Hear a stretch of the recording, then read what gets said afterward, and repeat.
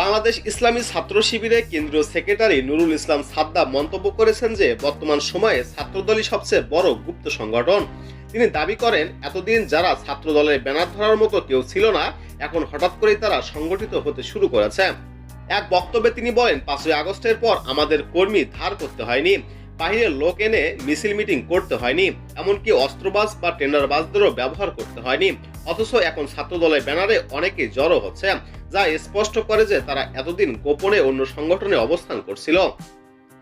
তিনি আরো উল্লেখ করেন, 5ই আগস্টের পর বিএনপি ও ছাত্রদলের অভ্যন্তরীণ কোন্দলে 39 জন প্রাণ হারিয়েছে এবং 2500-র বেশি সংঘর্ষের ঘটনা ঘটেছে।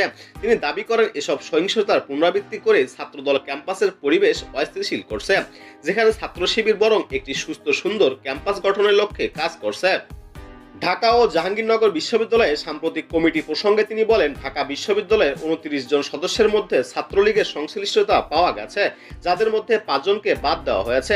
জাহাঙ্গীরনগরেও 13 থেকে 14 জনের সংশ্লিষ্টতা পাওয়া গেছে। তাহলে গুপ্ত সংগঠন আসলে কারা? কুয়েতে ছাত্রদলের কর্মকাণ্ড নিয়েও তিনি অভিযোগ করেন, সেখানে নিষিদ্ধ রাজনৈতিক কর্মকাণ্ড চালানোর চেষ্টা করার পরিপ্রেক্ষিতে সংঘর্ষ সৃষ্টি হয়। তিনি দাবি করেন, ছাত্রদলের কর্মীরা স্থানীয় টোকাই ও অস্ত্রধারীদের নিয়ে হামলা চালিয়ে 150 জন শিক্ষার্থীকে আহত করেছে।